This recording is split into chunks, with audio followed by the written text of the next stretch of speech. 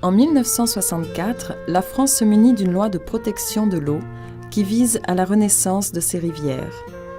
En 1988, la République française signe un accord de coopération avec le Brésil, pays détenteur de la plus grande réserve d'eau douce de la planète. Le premier test du modèle français s'opère au Brésil, sur le bassin du Rio Doce. Il inspire la législation nationale concernant les ressources en eau, qui se traduit en 1997 par la loi 9433. Après 12 ans de pratique, le Brésil reste attentif aux actions françaises, fort de ses 45 ans d'expérience. Des si grandes régions hydrographiques divisant le territoire français, le bassin de Seine-Normandie retient l'attention par la multiplicité et la diversité de ses usages de l'eau. En juin 2008, l'Agence de l'eau Seine-Normandie, lors du séminaire Eau 2008 organisé au Brésil, dans l'État d'Espírito Santo, présente le bilan de la gestion dans le bassin de la Seine et l'évolution remarquable de la qualité du fleuve. O exemplo francês na gestão de recursos hídricos, na verdade, é uma inspiração já antiga para o nosso país. Norteou o debate da lei nacional que trata da gestão de recursos hídricos. E eu, na época, como congressista, tive a oportunidade de participar desse debate. E os brasileiros de diversas regiões estão buscando caminhos para enfrentar esse desafio de gerir de forma adequada, de forma responsável, de forma sustentável os seus recursos hídricos. E a experiência francesa, a experiência do Sena, ela ilumina caminhos. É seguir em frente, aproximar mais essa experiência francesa desse trabalho que nós estamos realizando no Espírito Santo, junto com a sociedade civil organizada, e potencializar a nossa caminhada. En septembre 2008, l'équipe d'Ecobacia, institut environnemental brésilien spécialisé dans les ressources en eau, vient en France descendre le cours de la Seine, de la source à l'estuaire. De Paris, l'équipe brésilienne remonte aux sources de Saint-Germain, source Seine. Au pied de la grotte où s'accumulent les premières gouttes d'eau du fleuve, la déesse Sequana symbolise l'origine de cette vie aquatique qui anime le bassin. Ici, dès 1864, les fontaines deviennent propriété de la ville de Paris, qui, bien que capitale située à plus de 300 km, reconnaît jusqu'à son lieu de naissance l'importance de la Seine. Ce fleuve de près de 800 km coule dans un bassin de 97 000 km² où vivent 17 millions d'habitants, soit 30% de la population du pays.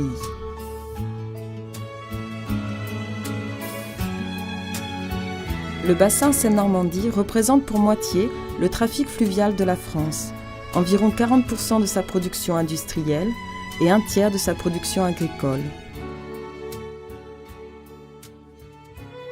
Un peu en aval de la source, le Champagne sublime la métamorphose de cette eau qui donne vie à la vigne et apporte son âme au raisin. C'est grâce à ses vignerons, son terroir, mais également la qualité de son eau que ce prestigieux vignoble gagne ses lettres de noblesse. Les activités agricoles occupent 60% du territoire du bassin et concernent quelques 100 000 exploitations.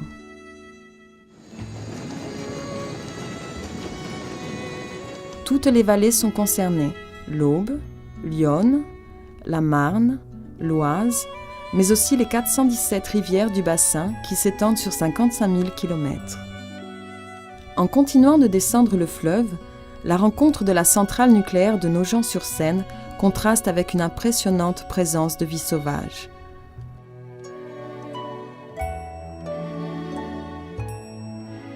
Car ce sont encore les eaux de la Seine qui refroidissent les réacteurs de cette usine, qui répond à un tiers de la consommation énergétique de l'Île-de-France, région la plus peuplée du pays. Puis, à Marnay-sur-Seine, c'est la rencontre impromptue avec le Brésil. Le jardin botanique s'organise autour d'un buste en hommage au paysagiste brésilien Burle Marx et comporte de nombreuses plantes brésiliennes acclimatées sur ses bords de Seine.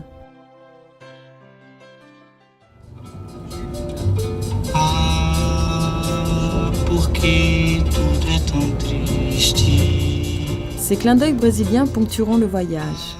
La coïncidence voudra qu'une délégation de spécialistes de l'ANA, l'Agence fédérale de l'eau du Brésil, soit à l'Agence de l'eau Seine-Normandie, dans le cadre de la coopération franco-brésilienne, le jour du passage d'Ecobacia à Nanterre. O Brasil se inspirou na legislação francesa para elaborar a sua própria legislação de águas. Em 1997, o Brasil aprovou a Lei 9433, que é a nossa Lei Nacional das Águas, que tem como características a descentralização da gestão, a gestão participativa, a gestão por comitês de bacia. E esses são diretrizes, são princípios consagrados da legislação francesa. Seguramente, a França, pelo seu histórico e, sobretudo, pelos resultados muito afirmativos que essa legislação francesa trouxe para a França, é que nós temos que valorizar e temos valorizado. Arrivé à Paris, c'est la découverte de toute l'infrastructure en matière d'alimentation en eau potable et de traitement des eaux usées qui retient l'attention. Dans la capitale, l'alimentation en eau potable débute réellement en 1853. Car au XIXe siècle, la ville affronte plusieurs épidémies de choléra et de typhus. C'est à cette époque que Louis Pasteur énonce que nous buvons 90% de nos maladies. Aujourd'hui, le réseau atteint des proportions gigantesques. Paris consomme quotidiennement 615 millions de litres d'eau, dont un peu plus de la moitié provient de nappes souterraines, le reste venant de la Seine et de la Marne. Les nappes sont protégées par une législation spéciale qui interdit parfois certaines activités sur un rayon de 50 km. L'eau captée chemine jusqu'à Paris par un réseau de 600 km d'aqueducs, dont certains remontent aux gallo-romains. Les eaux de surface sont traitées par des unités de purification et leur qualité est surveillée par des stations d'alerte 24 heures sur 24. Les Français font particulièrement confiance à l'alimentation publique et boivent très souvent l'eau du robinet. Le circuit de traitement des eaux usées est devenu tout aussi impressionnant. Ce qui étonne à Paris, c'est la propreté de la Seine dans cette mégalopole de plusieurs millions d'habitants qui rejette pourtant ses eaux dans le fleuve. En 1800, la région parisienne, déjà peuplée de 700 000 habitants, comptait à peine 25 km d'égouts. Aujourd'hui, le réseau parisien compte 2400 km de grandes canalisations souterraines, dont près de 1600 km sont visitables. Créée en 1940, l'usine d'Acher est la plus grande station d'épuration d'Europe. Le SIAP, syndicat interdépartemental d'assainissement de l'agglomération parisienne, doit épurer quotidiennement 3 millions de mètres cubes d'eau usée. Ce gigantesque traitement permet de rendre au fleuve une eau de meilleure qualité et devient ainsi l'un des premiers facteurs d'amélioration de la Seine. La Seine est un petit fleuve finalement. Le débit moyen est de l'ordre de 300 mètres cubes seconde. Quand on voit que le Rhône, autre grand fleuve français, a un débit moyen de l'ordre de 1000 mètres cubes seconde. Or, sur ce fleuve, se sont concentrées des populations et des activités qui représentent 20% de la population nationale et 30% du PIB, donc de l'activité nationale. Donc on a un petit fleuve qui est une ressource relativement limitée en eau potable, en eau pour les besoins des activités économiques, et un exutoire de faible débit pour les eaux usées. Du coup, les principaux défis, c'est de rendre compatible cette concentration humaine avec un milieu relativement fragile. Artère fluviale qui dessert le cœur de la ville, la Seine nourrit Paris et contribue à son développement. La Seine sait aussi devenir écrin pour les célèbres monuments de la capitale. La Tour Eiffel y jette son reflet. La cathédrale Notre-Dame y trempe les pieds. Certaines péniches s'y installent à demeure. À Paris, la Seine est déjà navigable, mais c'est seulement à Rouen que la mer se fait sentir. Au XVIe siècle, Rouen est l'un des premiers centres de production de tissus en Europe. En quête de teinture rouge, des navires marchands traversent alors l'Atlantique jusqu'au Brésil pour trouver et ramener le bois rouge, le pau-brasil des Indiens. Aujourd'hui, Rouen possède le plus grand port de marchandises en vrac d'Europe. Bien que situé sur la Seine, à 140 km de l'océan, il s'anime comme un port maritime. Il faut dire que les activités industrielles et agricoles dans le bassin sont particulièrement intenses. Bien que représentant moins d'un cinquième du territoire national, plus de la moitié du trafic fluvial s'y développe. Plus du tiers de la production de pétrole y est raffinée. Plus des 2/3 de la production automobile y voit le jour. Plus des 3/4 du sucre y sont produits. Cette intense activité dans le bassin a entraîné une surexploitation de la ressource en eau et sa pollution croissante. Pour lutter contre ces phénomènes, l'Agence de l'eau Seine-Normandie a été instituée pour prélever des redevances sur les pollueurs et restituer cet argent aux restaurateurs du milieu naturel. L'agence collecte ainsi annuellement quelques 800 millions d'euros consacrés à la lutte contre la pollution. La totalité du fleuve Seine se trouve globalement en meilleur état qu'elle n'était il y a 40 ans. Sur le plan écologique, on peut dire que la Seine s'est améliorée, y compris au sein de la capitale même. Alors, pourquoi elle s'est améliorée ? Parce que depuis 30 à 40 ans, on a travaillé sur tous les rejets, les effluents, d'une part des collectivités et d'autre part sur les rejets des industries.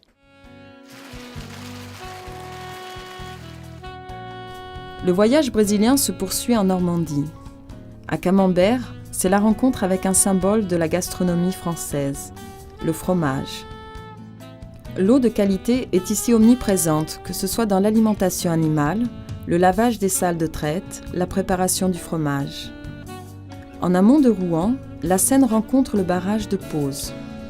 Dès 1885, les poissons migrateurs de l'Atlantique qui remontent le fleuve pour déposer leurs œufs se heurtent à cet obstacle insurmontable.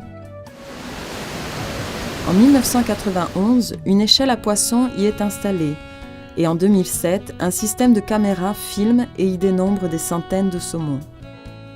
Ce type d'équipement explique en partie pourquoi le grand fleuve récupère sa richesse en espèces piscicoles. En 1964, lorsque la législation en matière de protection de l'eau fut mise en place, 4 espèces de poissons subsistaient en région parisienne. Aujourd'hui, plus de 30 sont déjà recensées. Tel le poisson migrateur qui s'en retourne à la mer, l'équipe arrive à l'embouchure du fleuve. Ici, la réserve de l'estuaire de la Seine abrite de multiples espèces d'oiseaux et de poissons migrateurs. Ces zones présentent un intérêt tout particulier pour les chercheurs regroupés en 2 structures soutenues par l'Agence de l'eau, le Pyrène Seine et le GIP Seine-Aval. Enfin, à Étretat, l'équipe brésilienne atteint la mer. Proche de l'estuaire de la Seine, entre ses hautes falaises blanches et la profondeur de l'océan, la station balnéaire allie harmonieusement produits aquatiques normands et tourisme de la côte d'Albâtre. La préservation des ressources hydriques, la lutte contre la pollution, la restauration des milieux aquatiques mobilisent ainsi toute la société. Grâce à l'action des instances de bassin, depuis 1964, la reconquête de la qualité de la Seine n'est plus un vain mot. 3 aspects retiennent l'attention de l'équipe brésilienne. Les efforts des professionnels et politiques s'appuyant sur un réseau de surveillance publique et un monde scientifique de qualité. La mobilisation de financements conséquents basés sur le principe pollueur-payeur et leur redistribution par l'Agence de l'eau suivant le principe l'eau paye l'eau. La gouvernance peut être le plus important, caractérisée par un comité de bassin actif qui permet à chacun de s'exprimer et de décider ensemble. Le Brésil, premier pays au monde par ses ressources en eau douce, en mobilisant de moyens semblables, a la capacité de relever ce grand défi qui concerne toute la planète. C'est la volonté des Brésiliens, accompagnée du soutien de la France, comme l'exprime très bien ce message de solidarité et d'encouragement du président du comité de bassin. Le Brésil n'a pas besoin d'encouragement, c'est plutôt lui qui donne encouragement à la France. Le Brésil possède les plus grands fleuves de la planète. Le Brésil a pris conscience de cette richesse. Il s'est doté d'une législation qui permet de protéger la ressource en eau et de préserver les milieux aquatiques.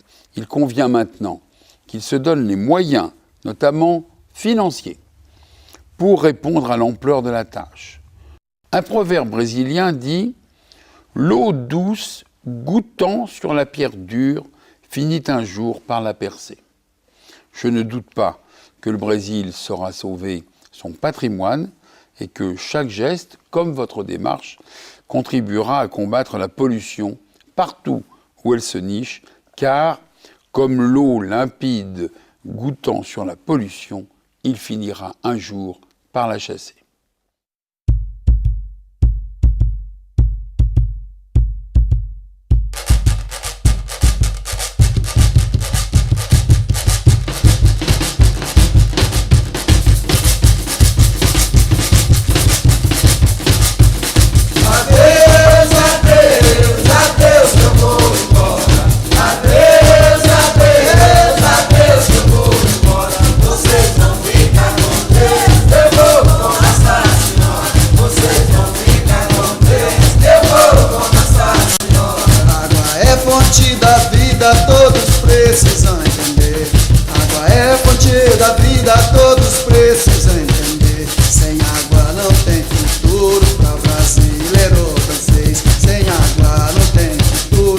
Brasileiro francês.